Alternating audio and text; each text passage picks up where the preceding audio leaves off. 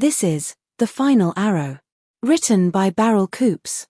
The Final Arrow is a gripping tale of vengeance, resilience, and the fragile spark of hope that burns in even the darkest winters. For fans of dystopian survival, fierce heroines, and brutal beauty, this is a story about reclaiming power and deciding what to do with it once it's yours. The Final Arrow. A grey sky hung low over Dayland, an endless canopy of clouds that had lingered since anyone could remember.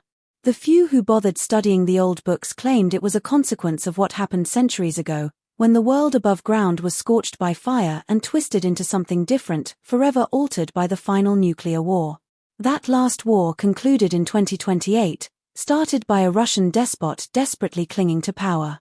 The stories said he reached for a red button in a subterranean bunker, launching arsenals of deadly warheads that ended the modern world in a matter of days. Now, in the year 3034, what little remained of humanity lived like medieval peasants. The advanced machines, sleek transportation, and endless hum of technology had died a quick death during the final nuclear winter. Generation after generation rebuilt only enough to survive, scattered in small pockets across a planet that felt gutted of its former glory. In Dayland, once called southern Scandinavia, snow-laced pines and birch trees stretched across a vast countryside. Villages were little more than clusters of rough-hewn wooden huts and stone walls, reminders that civilization's progress had reversed into a makeshift return to the Middle Ages. People farmed tiny patches of land, hunted in the forests, and sometimes banded together to fend off the roving warlords. Of these warlords, Soren was the most powerful in the region. He ruled with an iron fist, but he called his reign something more refined, the corporation. A deceitful label if ever there was one, for everyone knew it was nothing but a well-organized band of thugs. Soren had about 36 men under his command, each armed with swords, knives, and crossbows. They enforced his will across miles of rough wilderness, extorting taxes and debts in the only currency recognized these days, the shilling, and making sure no one could stand against him. Freya grew up within this harsh reality. She was born near the southern edges of Dayland, in a ramshackle settlement of perhaps 50 families who eked out a living by farming root vegetables and raising hardy goats. Her mother died in childbirth, or so she was told, leaving her at the mercy of her stepfather, Gunnar. Gunnar never pretended to care for her. From the first time Freya could walk, he viewed her as a nuisance, a burden he grudgingly fed. But it was her uncle, Olaf, who truly made her life a nightmare. Whenever Gunnar disappeared to a tavern or a neighboring farm, Olaf hovered around Freya. She dreaded the times Olaf would call her to the loft, where he stored rotted blankets and old bushels of hay. There, he hurt her, and she endured the pain in silent confusion, barely old enough to understand the extent of the abuse. At age 11, her life took an even darker turn. Gunnar, perpetually in debt to Soren's men, decided Freya was the only available currency he had left.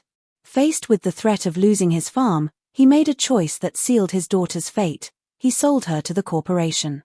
Soren's second-in-command, an odious man named Vladimir, specialized in turning people into profit, whether as labor slaves or objects in the illicit trade of flesh.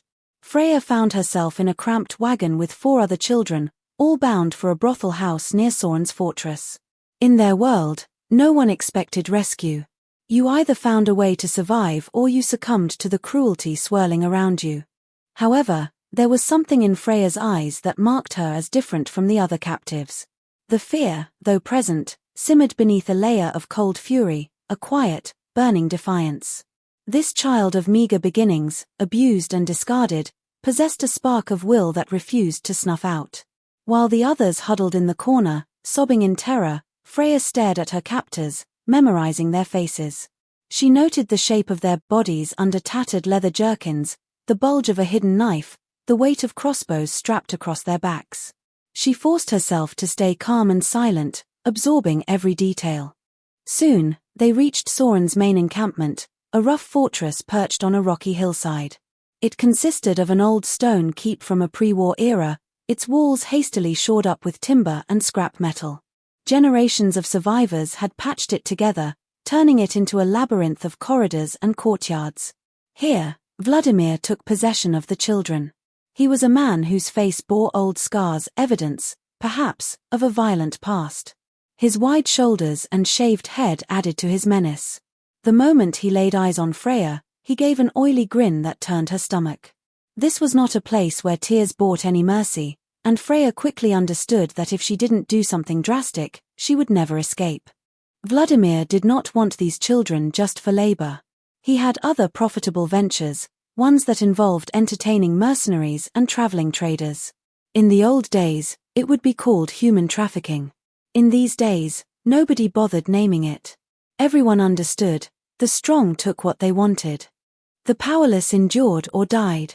Freya endured. She learned how to navigate the halls of that fortress, where she was kept in a cramped room with barred windows. But her attitude caught the attention of some of the older girls. Their victims turned to cynicism, resigned to their fates. They tried to warn her. Do not fight, they said. It'll only bring more pain. Freya nodded as if she understood, but in her heart, she planned. She remembered how Gunnar beat her, how Olaf abused her in ways she couldn't name. Each blow, every bruise, had fed a deep reservoir of rage. She bided her time while Vladimir or his underlings eyed her, waiting to break her spirit as they had broken so many. Weeks passed in that suffocating place, the air filled with the stench of sweat and fear. One day, Vladimir decided Freya was ready for work. That was the word he used, like she was a piece of livestock to be put to use.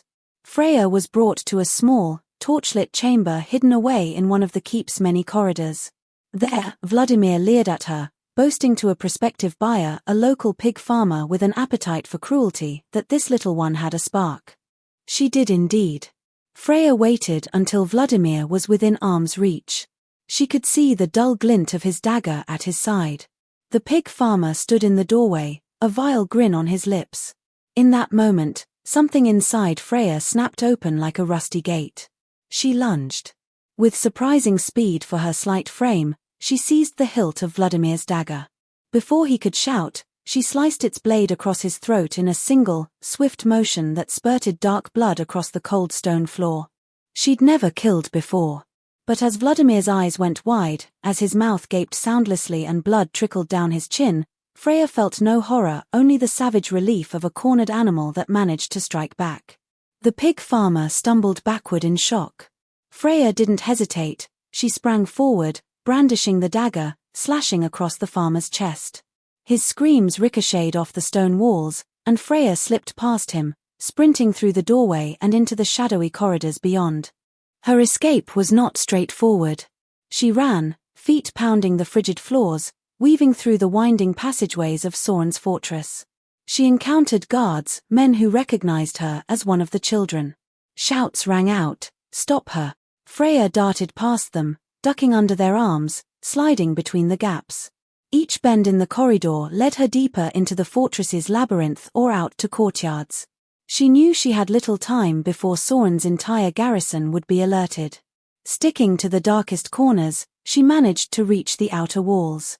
She found an unguarded section where a part of the rampart had crumbled. Without a second thought, she vaulted over the side, dropping into a snowbank below. The fall twisted her ankle, and pain lanced up her leg. But fear and adrenaline forced her on. She limped away from the fortress into the surrounding forest, the frigid wind howling through leafless branches. She hadn't planned for anything beyond this moment, all she knew was to keep running. Hours passed. The forest grew darker, the wind more biting. Hunger and exhaustion weighed on Freya, and her ankle throbbed with every step. Distant howls, possibly wolves, echoed through the night. She shivered and kept going, terrified that Soren's men would be right behind her. And yet, for reasons she didn't understand, no one caught her. Maybe Vladimir's death had sown confusion. Maybe Soren's men couldn't track her in the fresh snowfall. Whatever the reason, Freya stumbled deeper into the wilderness, until her legs finally gave out. She collapsed against the trunk of a pine tree, curling into a ball. Sleep claimed her quickly, filled with nightmares and vivid images of blood on stone floors. When she woke, a tall figure stood over her, studying her with wary eyes. She jumped to her feet, nearly collapsing again at the pain in her ankle. The man stepped back, bow in hand, arrow narked, aimed at her chest. "Stay where you are," he commanded. His voice was hoarse, like it hadn't been used in a while. He looked to be in his mid-30s, with long, tangled hair streaked by early grey. His lean, muscled frame was clad in furs and thick leathers. A crossbow was slung over his shoulder, and several knives hung from a belt around his waist. Freya froze, hands up, heart pounding. She had only a blood-encrusted dagger, Vladimir's dagger, stuffed in the waist of her ragged trousers. She made no move for it, certain she would be dead before she could unsheath it. "Who are you?" he demanded. She didn't answer. Her voice felt lodged in her throat, half from fear, half from the old survival instinct that said the less information she gave, the safer she might be. The man's gaze flicked over her tattered clothing, the bruises on her arms, the scabs on her wrists where the rope had been tied. Something akin to pity softened his eyes. "You're no threat," he muttered, slowly lowering the bow. "Or you won't be if you don't do anything foolish." He paused, looking at her ankle. "Seems like you're hurt." Freya tried to stand straighter, ignoring the pain. The man sighed, carefully setting the arrow back in his quiver. "I haven't spoken to another soul in over 4 years," he said, more to himself than to her. "But I can't leave you here to die." He motioned her to follow. "Come." Her eyes darted around, scanning for an ambush, but saw no one else. Cautiously, she hobbled after him through the snow. A short distance later, they arrived at a small lean-to-hide among moss-covered boulders. The man ducked inside, rummaged around, and reappeared with a water flask and a strip of dried meat. He offered them to Freya. She snatched them, devouring the meat like a famished wolf. She wanted to devour the water as well, but forced herself to drink slowly. "Bjorn," the man finally said, giving his name as he watched her eat. "You." After a long silence, Freya cleared her throat. "Freya," she whispered. Bjorn nodded. He stepped closer and gently lifted her pant leg to inspect her ankle. She winced, but did not resist. "It's just a sprain. You'll need rest." He tossed her a blanket. "And I suppose you can stay for a while." Through halting conversation, Freya discovered that Bjorn was not merely a hermit. Once upon a time, he had been an assassin paid by warlords across Dayland to eliminate threats, collect bounties, and sow fear. Among the tyrants, his name carried a dark reputation. They said he was a ghost who never missed a target. But something happened 6 years ago. He never elaborated on what precisely, and he turned on his employer. That employer happened to be Soren. With a price now on his head, Bjorn vanished into the deep forest. Since then, he had lived off the land, rarely seen by anyone. "I had my fill of death," he told Freya one chilly evening as they huddled around a small fire. Over the weeks following her arrival, he had constructed a sturdier shelter for the both of them, hidden under a rock overhang. He made sure no smoke could be seen from outside. "I thought I could bury that part of me in the forest." Freya listened with growing fascination. She had never met anyone who could so easily talk about killing, besides her father, who had bragged once about strangling a man who owed him a debt. But it wasn't the same. Bjorn's manner was grim, regretful, and yet tinged with resignation. He admitted he had done horrible things. He had destroyed families for coin. Now, he lived alone, haunted by the faces of those he'd struck down. "You may as well know they're hunting me," Bjorn said, stirring the fire. "Soren pays good coin to whoever brings him my head. It's why I'm out here. Less chance of running into bounty hunters." His gaze rested on Freya's bruises. "I won't pry, but if you're running from Soren, you'd best keep hidden as well." Freya stared into the flames, feeling the weight of the dagger in her belt, a constant reminder of her last moments in that fortress. "I killed Vladimir," she confessed, her voice trembling. He tried to." She swallowed back tears and forced herself to keep going. "He wanted to sell me, already had, in a way. I stabbed him, and I ran." Bjorn's eyes flickered with surprise, but he betrayed little else. "Vladimir was Soren's right hand," he murmured, glancing at the darkness beyond the fire. "That means if they know you survived, they'll be searching for you more determined than ever. You did what none of them had the guts to do." He exhaled deeply, something like admiration shining in his expression, but also caution. "Soren will want retribution." Freya's hand curled into a fist. She hardly cared. In her mind, she was already listing the names of those who had wronged her: Olaf, Gunnar, Soren, men she vowed to destroy for what they'd done, not only to her but to so many others. She was 11 years old, borderline feral from everything she had witnessed. Her body was scrawny and bruised, but a white-hot determination filled her chest whenever she thought of revenge. That night, as sleet pattered against the makeshift roof, Bjorn quietly observed Freya. He recognized the flicker in her eyes. He had seen it before in soldiers bent on vengeance, in the reflection of his own gaze when he first began his bloody career. A part of him wanted to turn her away, to prevent fueling more violence. But something else, a paternal instinct he thought long dead, kept him from abandoning her. Perhaps, deep down, he believed training her might give her a chance not only to survive, but to stand against the darkness that had plagued her young life. Days bled into weeks, weeks into months. The forest provided enough game, firewood, and relative isolation to remain hidden. Bjorn taught Freya how to set snares for rabbits and how to track deer through the snow. Her ankle healed, and she insisted on practicing physical exercises, refusing to remain idle. Eventually, Bjorn begrudgingly offered his knowledge of combat. He started with the basics: how to hold a knife properly, how to block an oncoming attack, how to disarm an opponent. She was a quick study. It was as if the repeated trauma she'd endured had honed her reflexes, sharpened her willingness to fight back. She learned the longbow next. Bjorn carved one from a sturdy yew branch, testing its curve before stringing it with sinew. The first time Freya tried to draw it, she could barely manage the tension. But day after day, with Bjorn's adjustments and her own relentless determination, she built up enough strength to let arrows fly with surprising accuracy. An entire year slipped by. Freya turned 12, and the savage winter of Dayland retreated. Though no one kept meticulous track of birthdays, Bjorn remembered to congratulate her. He gave her a new quiver, carefully fashioned from the hide of a buck she had taken down with a well-placed arrow. She looked at the gift with a small, startled expression. No one had ever given her anything like that, something earned, something that represented respect. Training became a daily ritual. Bjorn's methods were harsh. At times, he barked orders at Freya until she collapsed from exhaustion. He forced her to repeat each stance, each strike, each parry, again and again in the clearing behind their shelter. He tested her ability to move silently among the pines, to hide in the shadows without making a sound, to climb a rock face and scout the terrain below. After a full day of punishing exercises, Freya would sometimes lie awake, her muscles screaming. She'd question why she put herself through it. But then she'd remember Gunnar, Olaf, and Soren. She'd remember the vulnerable children still locked in those fortress walls.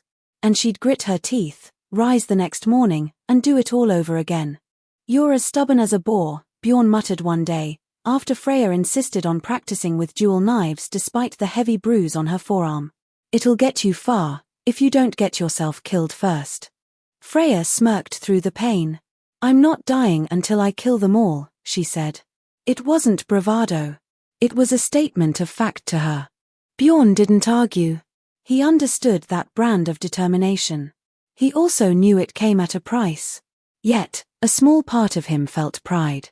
She was the first person he'd allowed near him in years, and she was becoming something formidable, a blade tempered by the fires of her past.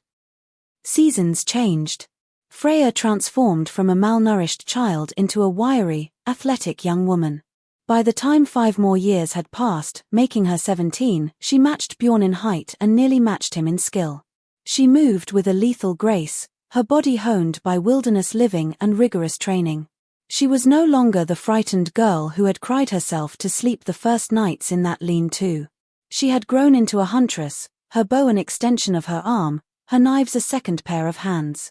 Still, memories of her past tormented her dreams. Sometimes, she woke gasping, sweat coursing down her temples as she relived Olaf's sneering face, Gunnar's fists, or Vladimir's gurgling final breath. She thought about Soren, the warlord who oversaw a kingdom of cruelty, a man who viewed humans as livestock. Each nightmare strengthened her resolve. With every arrow loosed at a practice target, she imagined striking Soren's heart. Bjorn, ever watchful, saw that Freya had become his equal in stealth and archery, if not superior. She had a quickness he struggled to match, especially as he turned 40. More than once, as they sparred with wooden swords, Freya disarmed him with fluid grace, leaving him breathless. A flicker of a smile would cross his face as he realized she had surpassed him. He was not envious. If anything, he was relieved, as if he'd accomplished something meaningful at last, passing on knowledge that might one day topple the tyranny choking Dayland. At 18, Freya fully embraced the persona she had grown into. She was quiet, measured in her words, but a raging tempest underneath. On the rare occasions they ventured to the outskirts of scattered settlements, she noticed the fear in people's eyes whenever they talked about the corporation. She witnessed how Soren's men would show up unannounced, demand taxes and tribute, and then depart with a few more indentured workers for the fortress. She burned to free them all, but Bjorn counseled caution. "You're not ready to face him alone," he warned after they overheard rumors that Soren was planning to expand his territory. "He has 36 men, maybe more by now. Maybe to you. That doesn't sound like many, but they're loyal, armed, and they'll die for his cause if he pays them well enough." Freya's response was calm. "I don't intend to face them head-on. I learned from you better than that." Bjorn fell silent, knowing that one day soon, she would go. She would leave this forest to seek the vengeance she had carried in her heart for 7 long years. And he wasn't sure if he could or should stop her. As the final winter before her 19th birthday tightened its icy grip on Dayland, the pines stood silent under thick snow, and the rivers froze into wide bands of silver. Freya and Bjorn spent long hours in their hidden camp, discussing strategies, recalling details of fortress layouts. Bjorn had never infiltrated Soren's new stronghold after the old stone keep had partially collapsed. Rumor had it that the warlord constructed additional fortifications and extended his domain.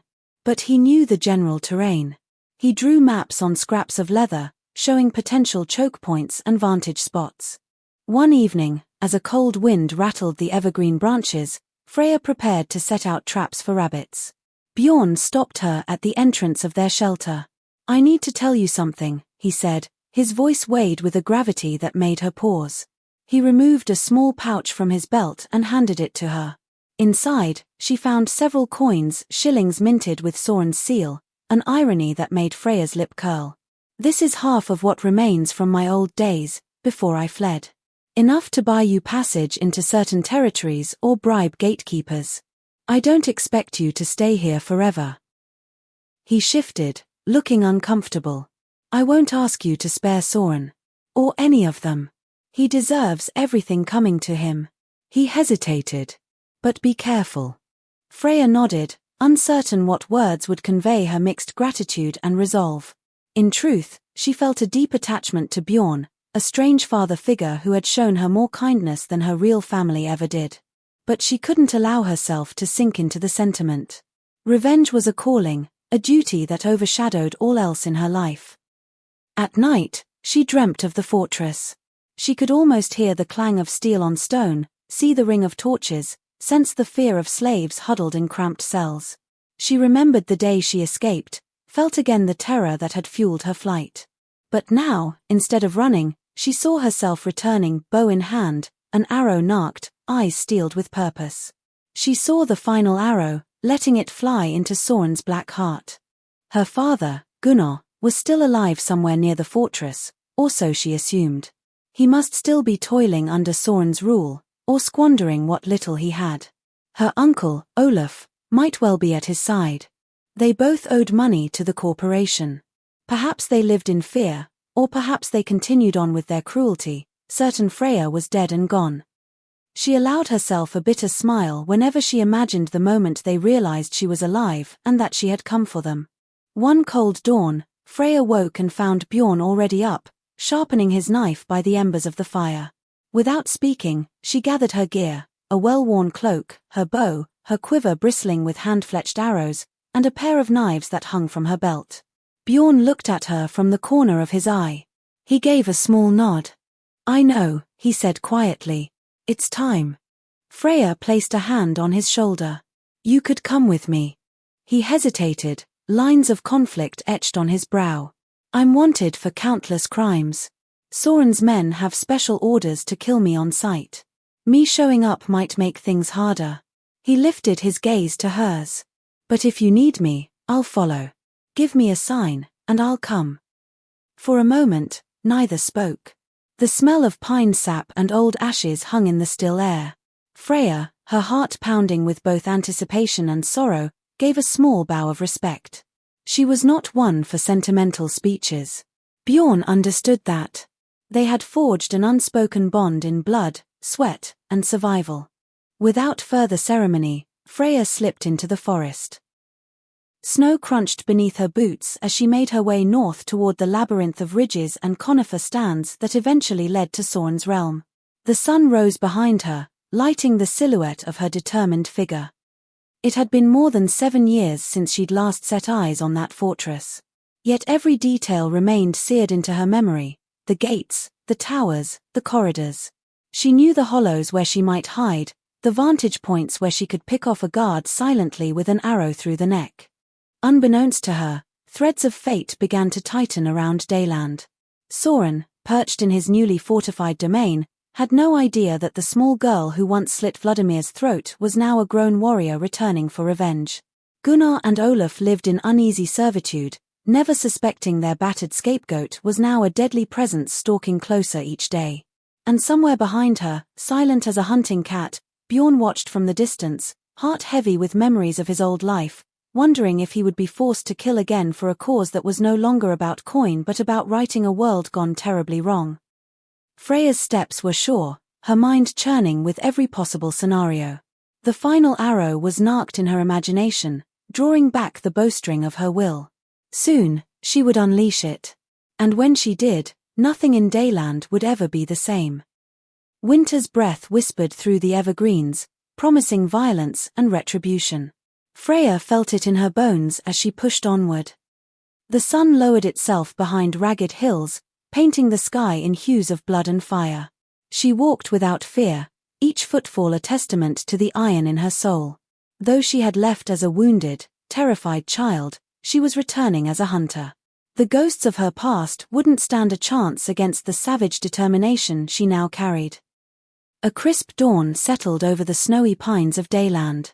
Freya paused in a hollow between 2 ancient firs, scanning the tree line with practiced caution. Gone was the terrified child who had fled Soren's fortress all those years ago. In her place stood a hunter, tall, muscled, and silent.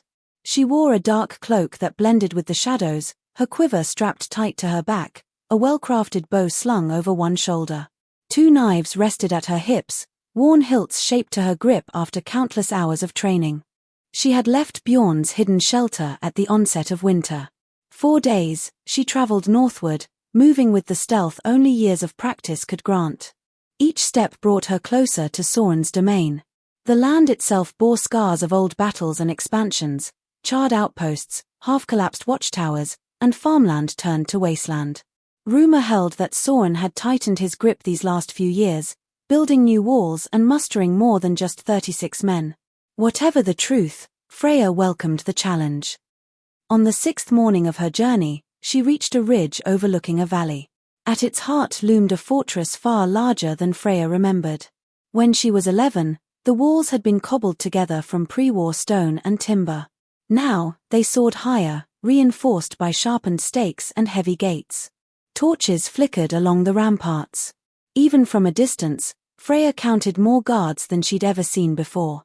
A cluster of smaller huts lined the western edge, likely slaves' quarters or blacksmith workshops. Surrounding farmland had been cleared of trees, leaving a stark, open field that would expose any approaching foe. Freya took cover behind a rocky outcrop, using a stand of skeletal pines as concealment. She knelt in the snow and breathed deeply, her breath pluming in the icy air.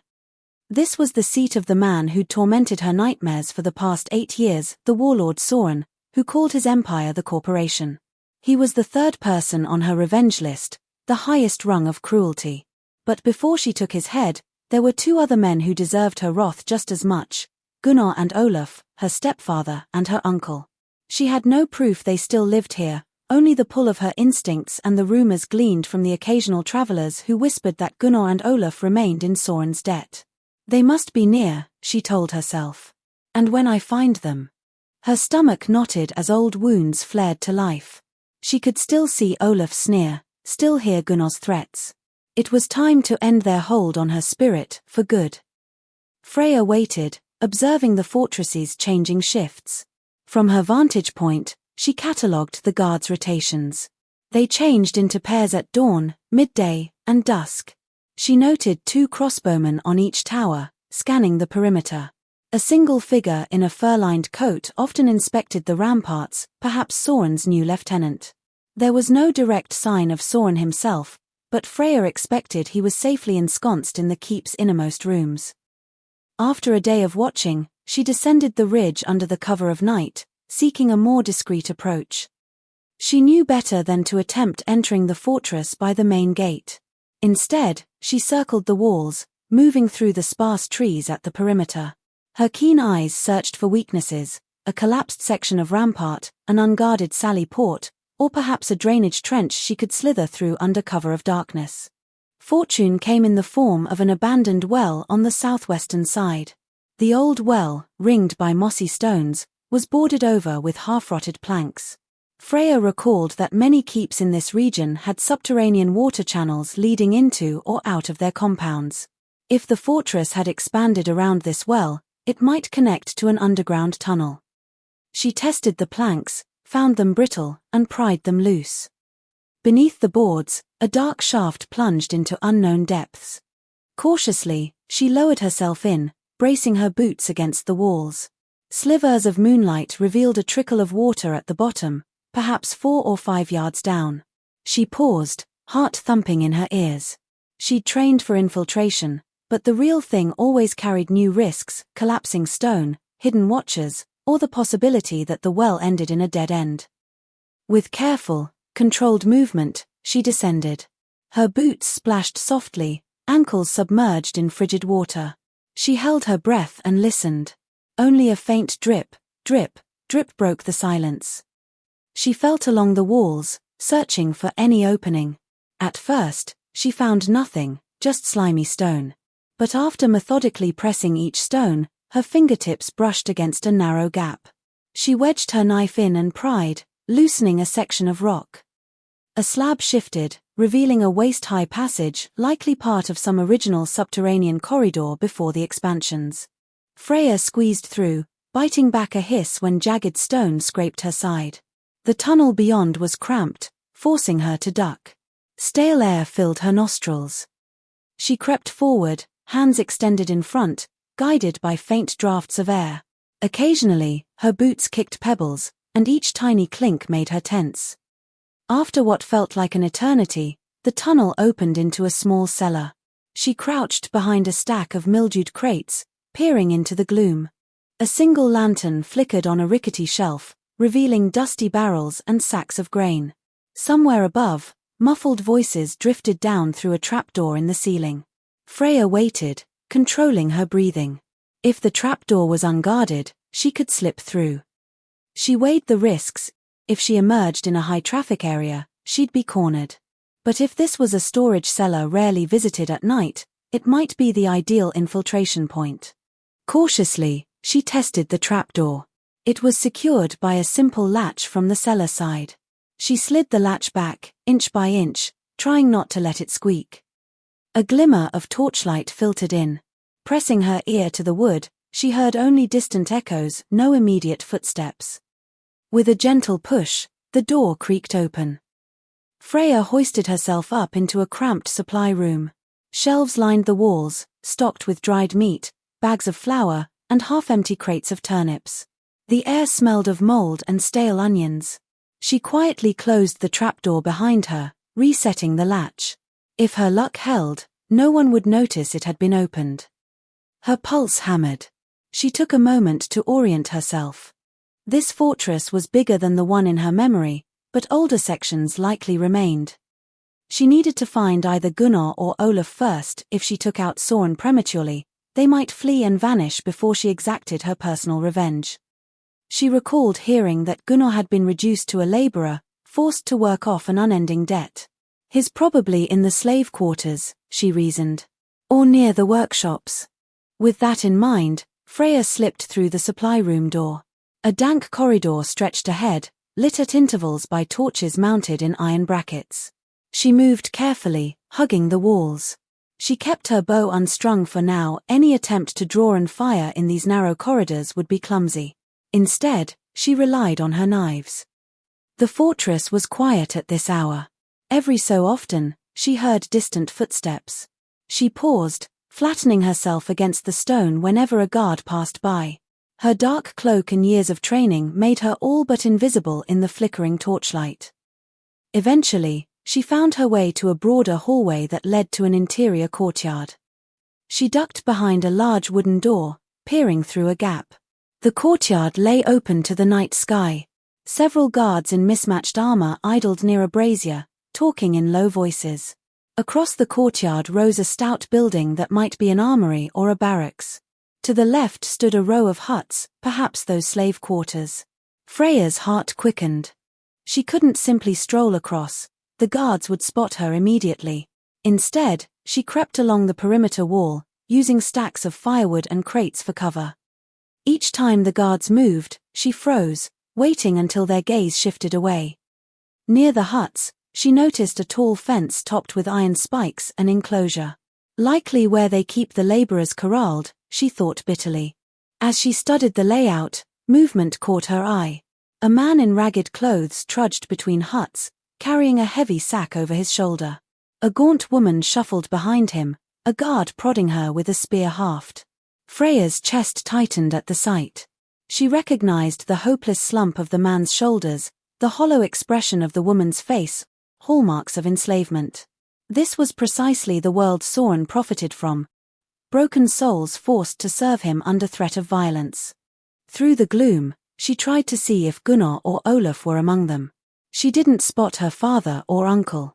But in an open pen, she glimpsed a group of laborers lined up for head count.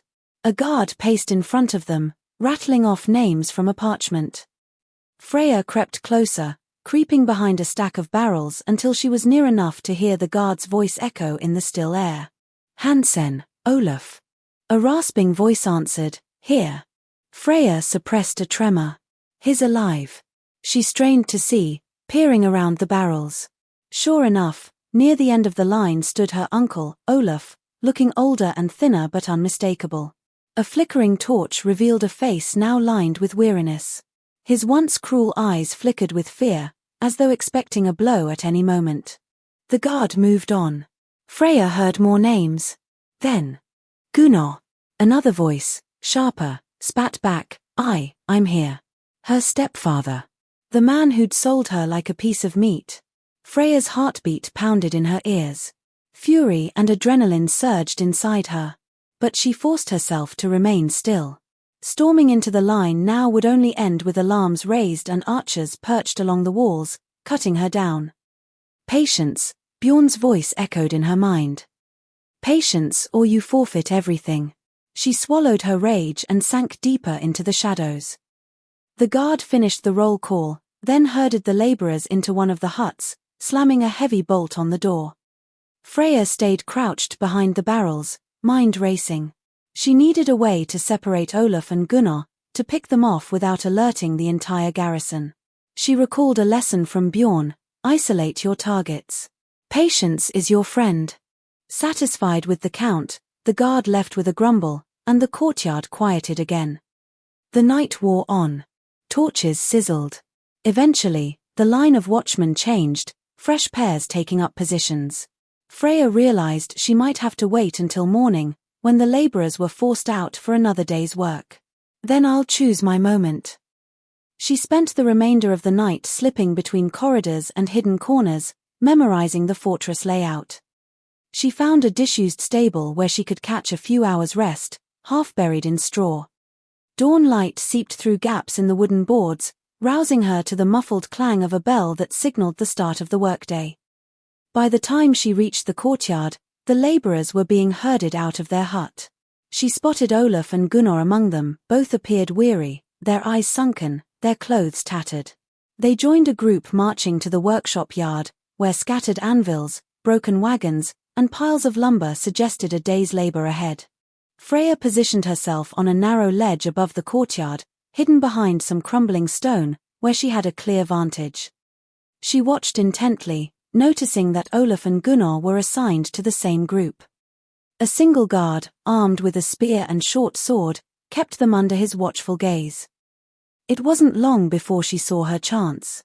The guard singled Olaf out to haul lumber from a remote corner near a low, partially collapsed wall, clearly an old part of the fortress. Gunnar was sent elsewhere. For a moment, Olaf was alone. Carefully, Freya descended, nimbly crossing the yard while the guard's back was turned. She pressed herself against the crumbling wall, peering around it until she saw Olaf wrestling with a massive plank of wood. He muttered curses under his breath. There were no other guards in sight. She inhaled. The memory of his cruelty boiled in her mind, his hateful grin, the nights he summoned her to the loft. She felt her pulse thrum in her ears. She slid behind him, knife in hand, pressing the blade against his throat before he could utter a sound. "What?" he rasped, eyes bulging. Freya clamped a hand over his mouth, her voice low and icy. "Hello, uncle. Have you missed me?" He froze, dropping the plank with a dull thud. Recognition flickered across his face, at first uncertain, then horrified. Freya," he mumbled against her palm. She almost laughed at the wavering in his voice. "So he recognizes me, even after all these years." Beneath her fury, she felt grim satisfaction. "Yes," she whispered. "I'm back." She removed her hand slowly, but kept the knife tight at his throat. She could feel his rapid heartbeat beneath the blade. He dared not call for help. How? You were supposed to be dead," he hissed. "I nearly was," she said through clenched teeth. "After you," her voice faltered. She needed no reminder of the horrors. Instead, she drove the point of her knife closer. Olaf whimpered, trembling. "Please," he begged, "Soren will kill me if..." Freya let out a humorless laugh. "Soren can stand in line. I'd have killed you sooner, but I wanted you to see me grown, strong, free of your filthy hands." The words tumbled out in a bitter rush. "But first, you'll tell me how many guards he has, how close he keeps them." Olaf swallowed hard, eyes darting around. Freya pressed the knife again, and a thin line of blood beaded on his neck. "Arg, all right. He keeps about 40 men now, he rarely leaves the upper keep." Freya suppressed a flicker of surprise at the increased number of men. No matter, she'd come prepared for heavy odds. "And Gunnar? Where is he posted today?" Olaf's gaze slid to the workshop yard. He's assigned to the blacksmith's pit. He owes too big a debt to Soren. We both do. We can't leave. Freya bared her teeth, a fierce satisfaction mingling with her hatred. "Neither of you will leave, uncle. You especially." She glanced around, ensuring no guard was in earshot. The yard remained busy with other slaves laboring under watch. The guard was at the far side, distracted by an argument. "You took away my childhood," she said in a tight, trembling whisper. "You'll never hurt me or anyone else again." In a fluid motion, she drew her knife across Olaf's throat. Blood spattered the stone wall, staining the stacked lumber. A strangled gurgle escaped his lips, and he slumped to the ground, eyes wide in disbelief. For a second, Freya stared, breathing hard. No remorse. No pity. She felt an odd sense of closure, the final collapse of a nightmare that had once shaped her every fear. Still, she was not finished. She couldn't linger. Quickly, she seized Olaf's limp body and dragged it behind the partially collapsed wall, out of immediate sight. She threw a few scattered planks over him, then slipped away along the yard's perimeter. If he was discovered, so be it, the fortress would be on alert, but she was prepared for that. One down. Now Gunnar. Fading into the bustle of the yard, Freya moved swiftly toward the blacksmith's pit on the eastern side. The clang of metal on metal reverberated across the courtyard, mingled with the roar of a forge's flames. Several enslaved laborers toiled under the gaze of a burly guard. Gunnar was among them, hammering red-hot iron on an anvil. He looked older, hair thinning, shoulders stooped, but still the same cruel set to his jaw that she remembered. She thought of the night he'd sold her to Vladimir, the twisted grin on his face as he counted the coins. Rage flared, but she forced it down, forcing herself to remain icy and controlled. Rushing will get me caught. Instead, she circled the yard, searching for a vantage or a moment when Gunnar might be alone. The guard suddenly turned to address two other men, leaving Gunnar momentarily unwatched. Freya seized the opening. With her hood pulled low, she stalked behind Gunnar. He was placing the iron back into the forge, shoulders tensing as he adjusted it with tongs. She pressed her knife to his side. He stiffened, glancing over his shoulder. What? Who? She spoke in a low hiss. Turn around slowly, stepfather. You remember me? Gunnar's eyes went wide, recognition dawning. Freya. His grip on the tongs faltered. Sweat beaded on his brow, not just from the heat of the forge. How? That's the second time today someone asked me that, she said. Her eyes narrowed, ignoring the swirl of activity around them. I'm here for you. A flicker of anger crossed Gunnar's face, mingled with fear. You don't understand, he began, voice shaking. I had debts. Vladimir, Soren, threatened our whole family if I didn't pay. Freya's lip curled. Your excuses died the day you sold me to them. Family? You were never my family. You beat me. You sold me. I was nothing to you. He opened his mouth, perhaps to retort, but he froze when he saw the rage in her eyes. She pressed the knife harder against his ribs. I killed Olaf, she said quietly. Gunnar's mouth trembled. You, what? She glanced around. Time was short. I'm giving you one chance, Gunnar. There's a well shaft on the southwestern side of the fortress, near the old orchard. Go there, climb out, and disappear forever. If I ever see you again. She let the threat hang in the air, though her eyes promised she would not repeat Olaf's fate so cleanly next time. Run, Gunnar. Run far away. He blinked in confusion, sweat dripping into his eyes. Why spare me? After everything I did. Freya's jaw clenched. In truth, she wanted to kill him. She'd fantasized about it for years. But as she stood there, smelling the acrid smoke of the forge, seeing Gunnar's frailty, she realized he was already broken, nothing more than a cowering husk of a man.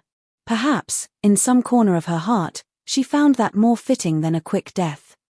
To let him live in fear, haunted by what he'd done, knowing she could always come for him. Or perhaps some part of her was no longer the abused child, and she needed to prove it by choosing his fate on her own terms. Because your life is worth less than my hatred, she muttered. Now, go. If you alert anyone, you're a dead man. And always remember, I can find you, no matter where you go. She shoved him away. Gunnar stumbled, nearly dropping the tongs. He cast one fearful glance at her, then turned and darted off, slipping through the crowd of laborers. He headed toward the yard's exit, hugging his side where the knife had pressed into him. Freya exhaled, feeling a strange weight lift from her shoulders. She half expected to regret it, but no regret came. If he dares cross me again, I won't hesitate. And that was enough. With Olaf dead and Gunnar fleeing, one large piece of Freya's personal vendetta was complete. Now for Soren. She knew that the fortress would soon be thrown into disarray once Olaf's body was discovered. Gunnar might attempt to raise an alarm, but she doubted it. Fear for his own skin would keep him silent until he was safely beyond these walls. She moved deeper into the compound. Guards rushed about, some of them barking orders.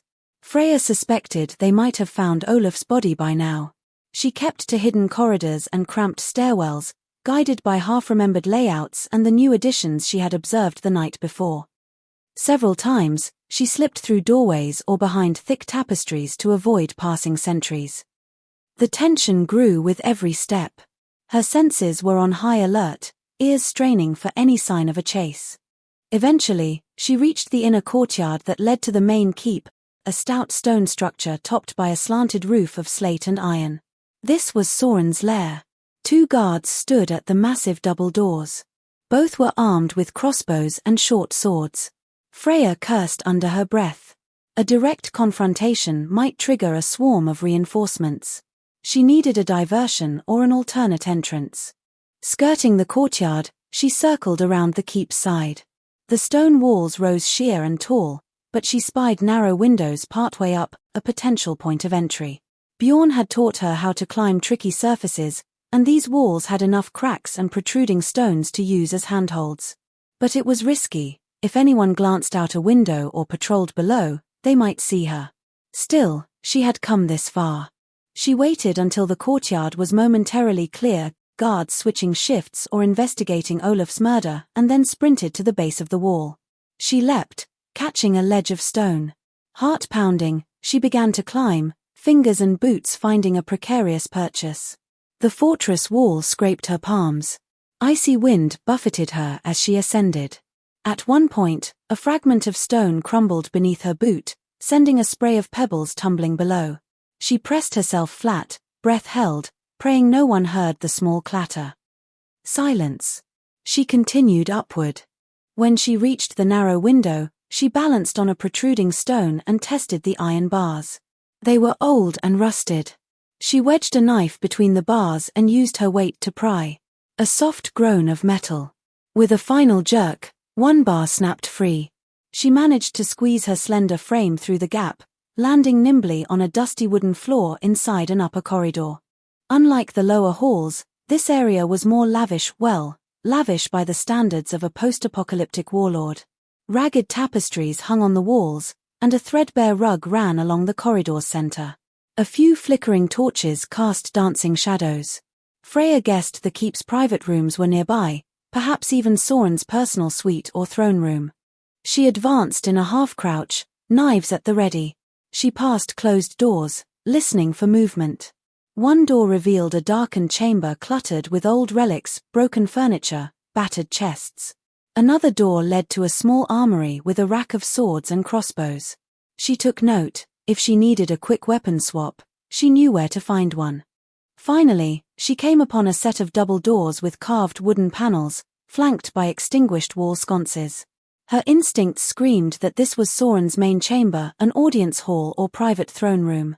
She pressed an ear to the door. Faint voices murmured inside. Though the voices were indistinct, she recognized one, low, commanding, carrying an undercurrent of menace. Soren. It has to be. Her pulse thudded. She stepped back, heart pounding with anticipation. Almost 8 years of nightmares. Almost 8 years of preparing to face him. She realized her breath was ragged, and forced herself to breathe deeply, calming the adrenaline. Focus. She was no frightened child. She was the weapon honed by Bjorn's teaching. She tested the doors. They were barred from the inside. A locked handle turned only so far. She needed a different way in. Then she recalled fortress architecture. Some private chambers had hidden passages used by servants centuries ago. She quietly retreated down the corridor, trying doors until she found a small antechamber that smelled of mildew and old parchment. Inside, behind a threadbare tapestry, there was a narrow servant's stair.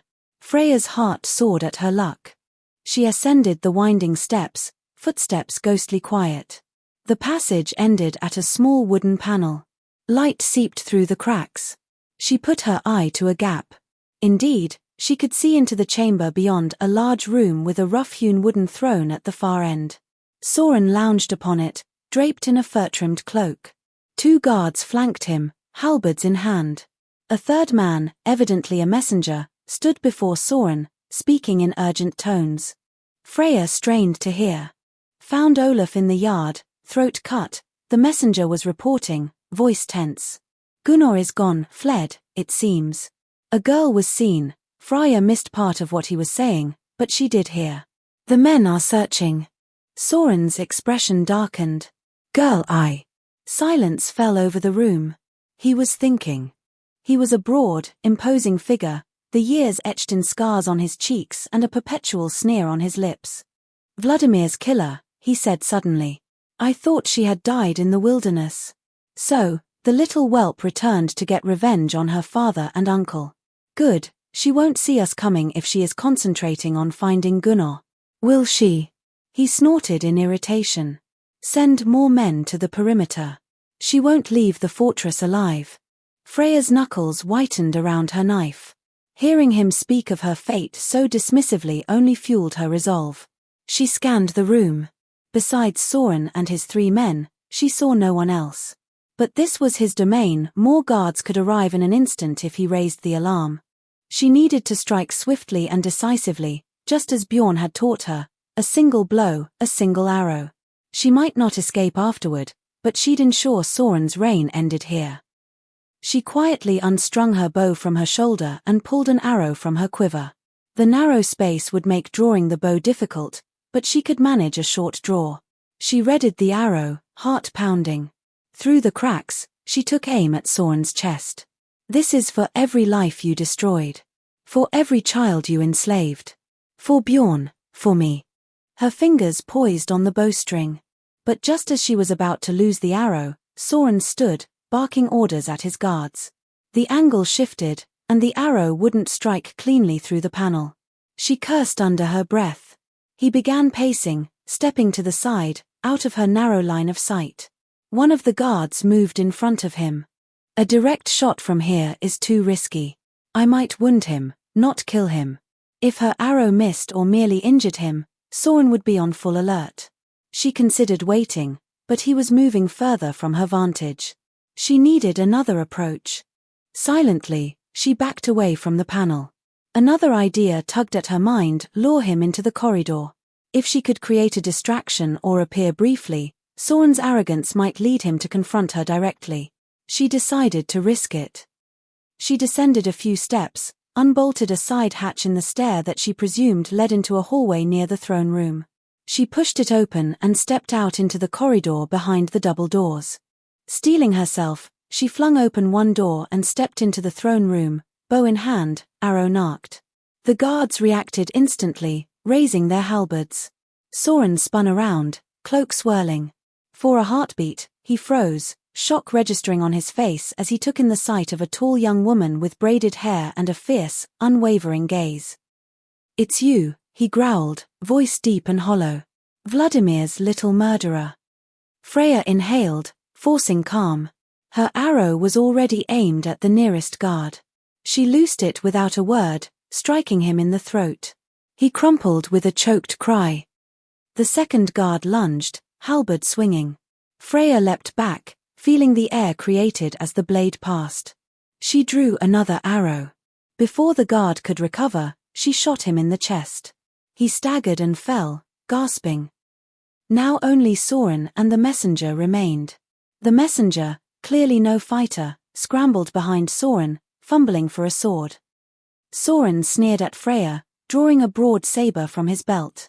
"You'll regret returning here," he snarled. Freya returned his glare, adrenaline spiking. "I've regretted nothing. Your time is done." With a roar, Soren charged.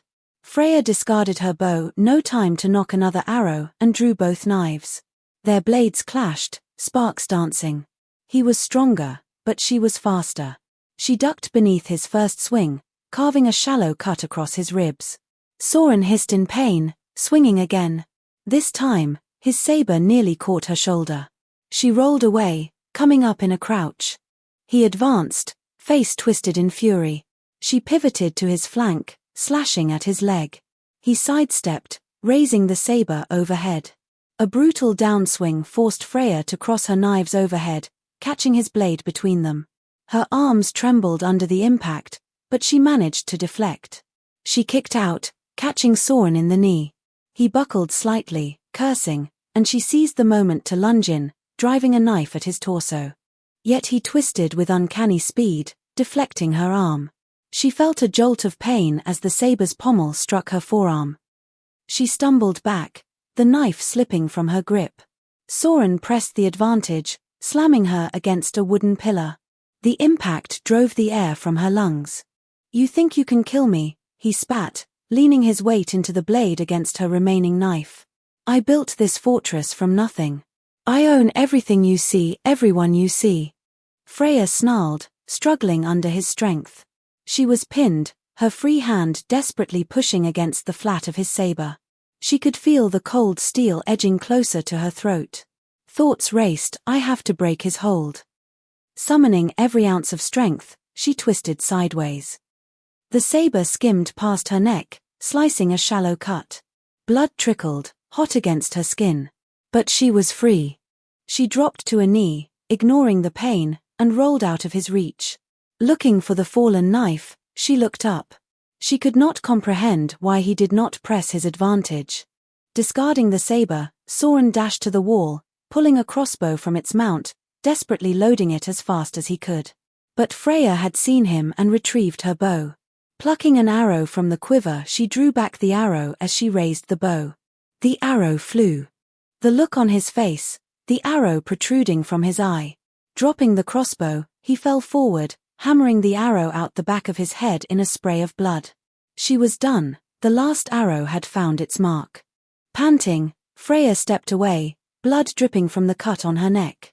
Soren lay on his face, blood starting to pool around him. The messenger cowered nearby, sword shaking in his grip. Freya leveled a knife at him. "Drop it," she commanded, voice shaking with exhaustion. He obeyed, the sword hitting the floor with a clang. Freya gazed down at Soren, remembering how he'd once terrorized her life, how he'd orchestrated the trade of human souls for profit, how his men had snatched her away. Now he was just another corpse. Her revenge was complete. In that moment, she felt an almost dizzying wave of release. For so long, she'd carried this hatred like a brand on her soul. Now the brand was cooling in the cold air of the throne room. The alarm spread quickly through the fortress. Guards pounded up stairways, shouting orders. Freya knew she had little time. She cast one final glance at Soren's lifeless body, then turned to the messenger, who knelt, trembling. She could kill him, but there was no need, he was just a frightened errand runner. She shot him a warning glare. "Tell the others what happened here," she said. "Soren is dead." He nodded frantically, frozen with fear. Freya ran for the corridor, disappearing before reinforcements could arrive. She navigated the keep's winding passages, sometimes meeting small groups of guards. She evaded them or struck swiftly, leaving them bleeding on the stones. Blood pounded in her ears. Every instinct screamed to get out. At one intersection, she nearly collided with a pair of laborers rushing in panic. They flinched upon seeing her, but she lowered her knife.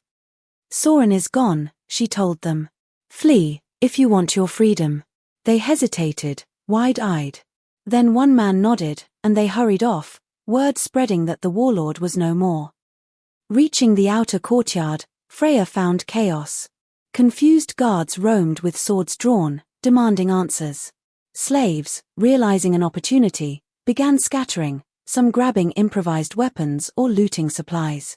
Shouts and cries filled the air as Soren's once unchallenged regime started to collapse from within. Freya slipped through the commotion, blending with the throng of escaping laborers. She located a dim side passage leading to the courtyard's perimeter, then scaled a small section of broken wall. A surge of relief washed over her as she dropped into the snow outside the fortress.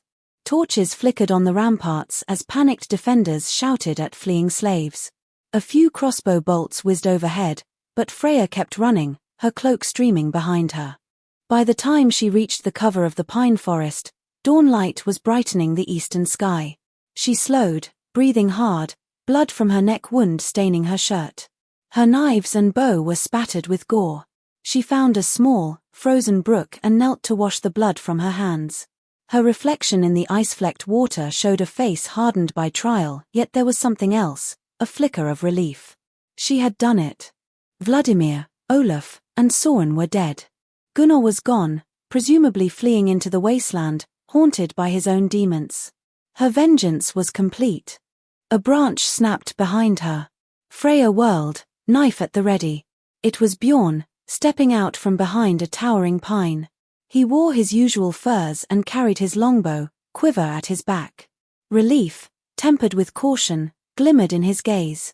"You're alive." Freya managed a small, breathless smile. "How long have you been following me?" "Long enough to ensure you weren't cornered," he replied. He glanced at her wound. "You're hurt." "It's nothing." She wiped the trickle of blood, applying pressure. "Soren's dead." The words emerged in a whisper, as if she was still trying to believe them. "The fortress is in chaos. The slaves are free."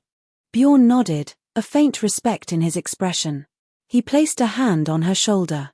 Not quite a hug, but a gesture of acknowledgement. You ended his reign. She met his gaze. Someone had to. They stood in the hush of the forest, the rising sun catching the snow in glints of pink and gold. Far behind them, distant shouts and smoke told of a fortress unraveling. Freya closed her eyes, letting the adrenaline drain from her limbs. The final arrow of her vengeance had been loosed. She sensed a shift inside, as though an enormous weight had been lifted. For the first time since she was 11, she felt free. Yet with freedom came uncertainty. She had defined herself by revenge for so long, now what? Bjorn seemed to read the question in her eyes. He looked at her for a long moment before speaking, his voice quieter than usual. Dayland is still a harsh land, he said. There will always be another Soren, smaller, crueler maybe, but just as dangerous. The world still needs people like you. He paused, then added more softly, but I should never have let you go alone. Freya turned to him, surprised by the admission. I told myself you didn't need me, he went on, eyes lowered. That you were ready. And maybe you were. But I should have been there. I should have been at your side, not watching from the shadows. I won't make that mistake again. She said nothing, but something in her expression softened. You don't have a home, he said, meeting her gaze. Then make one with me again, if you want it. However long you need. And if you ever leave, I'll walk beside you. Always. He hesitated, then added, You've become someone the world should fear, but I only feel pride. You are, in every way that matters, the daughter I never had. Freya looked down at her reflection in the ice, blood still staining the edges of her collar. Thank you, she whispered. You were more of a father in that first week than Gunnar ever tried to be. She tied a strip of cloth around her neck wound, binding it tight. You're right. I'm not a child anymore. A flicker of pride stirred in her chest, not the pride of vengeance, but of survival, of becoming something more than what the world had tried to make of her. She rose, picked up her bow, and turned to Bjorn. Let's go, she said. Her voice was calm, steady like the eye of a storm finally passing. The fortress won't hold for long. We should be far from here when it falls. Bjorn gave a nod, a silent vow in his eyes. Side by side, they disappeared into the trees, father and daughter in all but blood, two shadows moving toward whatever waited in the dark wilds of Dayland. And though the arrow had found its mark, a new journey was beginning. The end, or maybe a beginning of something new. This was The Final Arrow, written by Barrel Coops. I hope you enjoyed my short story. Please hit the subscribe button so you don't miss the next one. I have written over 500 short stories over the years under many pen names. I will be updating these and recording them under the Barrel Coops name. I will be listing them on YouTube as fast as we can get them recorded. They will include historical drama, humor, adventure, romance, period drama, mystery, thriller, war stories, spy stories, revenge, horror, psychological horror, dystopian, disaster, children's stories, love stories, and more. Too many to name. Something for everyone. If you enjoyed this story, please give it a thumbs up. It helps others find my channel. Until next time, thank you for listening to the end.